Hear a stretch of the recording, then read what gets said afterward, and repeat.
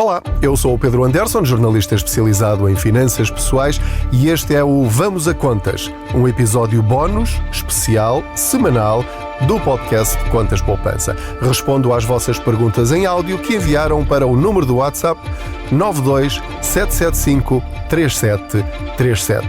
A sua pergunta é muito importante. Vamos à dúvida desta semana. Sabem aquelas pessoas que fazem qualquer coisa por dinheiro? Tipo, esperar horas nas filas dos salos ou até mesmo casarem-se. Se és uma dessas pessoas, deixo-te uma dica muito mais simples. Se receberes o teu ordenado no ActiveBank, podes ter um número bonito na tua conta. E 400 faz todo o sentido. E eu alinho. A ActiveBank e a ActiveBank Simplifica são marcas detidas pelo Banco ActiveBank S.A., registado no Banco de Portugal sob o número 23. ActiveBank Simplifica. Boa tarde, Sr. Pedro Anderson. O meu nome é Anabela Silva e eu gostaria de pôr-lhe uma questão acerca do IRS, que é a seguinte. Sou eu que costumo fazer o IRS meu e do meu marido. Eu, ano passado, estive o ano todo no desemprego. Pedi a reforma antecipada em outubro do ano passado. Meu marido também está reformado, formou-se ano passado cá em Portugal. E está a receber uma reforma de uns anos que trabalhou na Suíça, pela primeira vez em 2025. A pergunta é o seguinte: eu fiz duas simulações. Uma fiz sem o anexo J, só com os rendimentos e com as nossas despesas, e fiz outra simulação incluindo o anexo J. No primeiro, dá o valor a receber de 253 euros, que é o valor retido na pensão dele durante o ano. Eu não retive nada. Na segunda simulação, em que entra o anexo J, tudo muda. Ou seja, o rendimento global, claro que aumenta, e é preciso dizer que o que ele ganhou de pensão da Suíça é menos de metade do que ele ganhou aqui em Portugal. Portanto, o rendimento global aumenta, como é lógico, as deduções específicas ficam exatamente iguais. Havia um abatimento por mínimo de existência na outra simulação, em que não tinha o anexo J, aqui deixou de existir.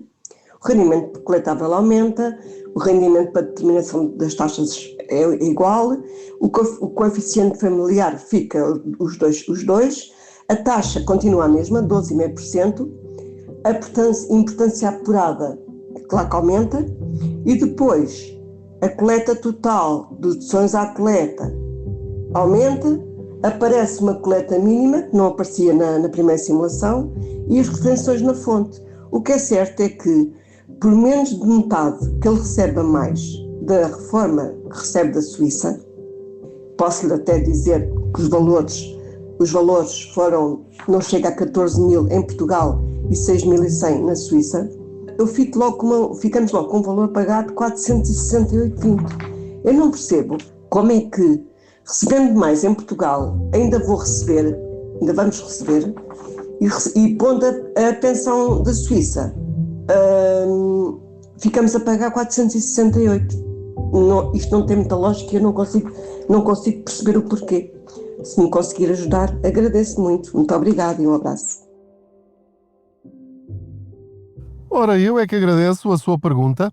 De facto, é difícil perceber como funcionam os impostos, porque nunca ninguém nos explicou como é que se fazem estas contas, e aparentemente é difícil de explicar, mas à partida estará tudo bem. É mesmo assim, essa é a má notícia que tenho para lhe dar. Vamos lá então perceber porque é que isso acontece.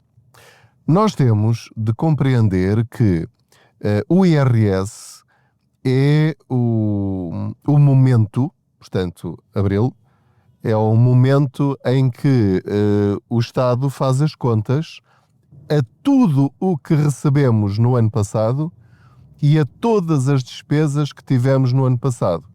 Porque até chegar a abril, o Estado, o Ministério das Finanças, só pode adivinhar, prever a probabilidade dos nossos rendimentos e das nossas despesas. Por isso é que ele faz uma retenção na fonte.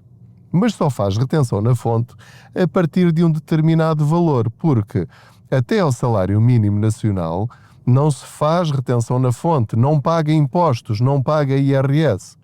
Portanto, alguém que receba os tais 14 mil, o salário mínimo nacional, seja trabalhando, seja através de pensões, faz muito pouca retenção. Acabou mesmo de dizer isso. Tem lá 250 euros de retenção. E deverá recebê-los todos na totalidade, porque bastam as despesas gerais familiares ou outras despesas de saúde, ou educação, enfim, para ir buscar, para descontar esse valor que reteve na fonte. Agora, aquilo que lhe está a fazer confusão é ele ter outro rendimento do estrangeiro, mas repare, isso é irrelevante, ser do estrangeiro ou ser cá é a mesma coisa, porque agora vai ter de declarar todos os rendimentos que teve. Por exemplo, vamos imaginar que em vez de ser uma pensão no estrangeiro, era uma casa arrendada, por exemplo, ou que tem um segundo emprego, que fez umas horas não sei aonde e passou alguns recibos verdes. Portanto, agora tem de dizer ao Estado, olha, eu também ganhei isto. A opção é fugir aos impostos e não dizer nada, mas o Estado sabe aquilo que nós ganhamos, não é? Em princípio, a menos que o tenhamos escondido. E, portanto, aqui nunca ouvirá o conselho de fugir aos impostos. Portanto, nós temos de pagar impostos para o país funcionar. E nós temos de pagar o correspondente aos nossos rendimentos. Aquilo que acaba de dizer é que o seu marido ganha mais do que aquilo que o Estado sabe ao longo do ano. Porque só agora, quando acrescentar o anexo J, que aliás é obrigatório, não é? Quem tem pensões do estrangeiro todos os anos tem de declarar, mesmo que seja só 10 euros, tem de declarar no anexo J quanto é que recebeu de pensões no estrangeiro. Portanto, seja metade, seja um terço, seja o dobro, vai sempre somar aos rendimentos que teve na sua pensão em Portugal. Vai somar, esta é a expressão que deve compreender para perceber porque é que isso acontece e que é normal. Não é por ser metade do outro lado que não vai pagar impostos sobre isso. Não. Ou seja, em vez de ganhar 14 mil euros por ano em Portugal, ganhou 20 mil euros por ano em Portugal. Porque tem residência fiscal cá em Portugal e recebeu esse dinheiro do estrangeiro. Portanto, os rendimentos totais do seu marido são 20 mil euros, não são 14 mil euros mais 6 mil, não é? Como se esses 6 mil não existissem. Existem. E sobre esses 6 mil não fez retenção na fonte em Portugal. Portanto, agora vai ter de pagar impostos não sobre os 6 mil, mas sobre o escalão dos 20 mil. Porque, na prática, para as finanças é irrelevante de onde é que vem o dinheiro. Se o recebeu, vai passar a ter um determinado escalão de IRS. E o escalão dos 14 mil é diferente, é inferior ao escalão dos 20 mil.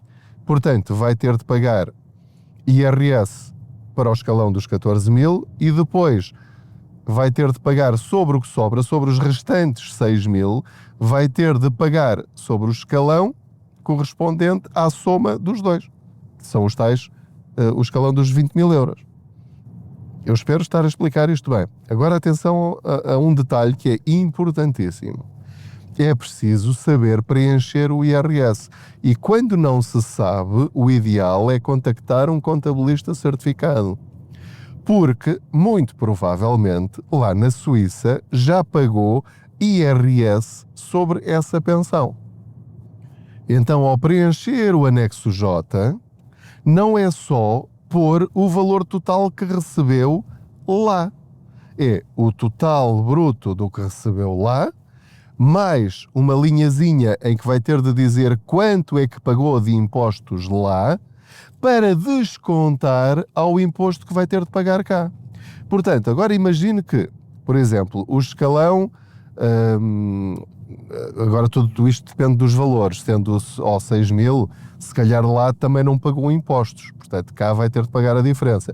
Mas vamos imaginar que é uma pensão elevada, portanto eu estou a falar para dezenas de milhares de pessoas que ouvem este podcast, não é? Portanto, alguns de vocês, ou os pais de vocês, ou os avós, que tenham, por exemplo, uma reforma grande do estrangeiro, lá no país de origem já pagaram IRS, portanto, ao morar agora cá em Portugal, têm de declarar no anexo J que receberam X, mas que já pagaram esta percentagem de impostos e, portanto, pode acontecer não terem de pagar nada cá. Porquê? Porque já pagaram os impostos lá. Se faltar pagar alguma coisa, só vão pagar a diferença. E não é pagar 30% lá e depois cá pagar mais 30% outra vez. Não, que é para não haver dupla tributação.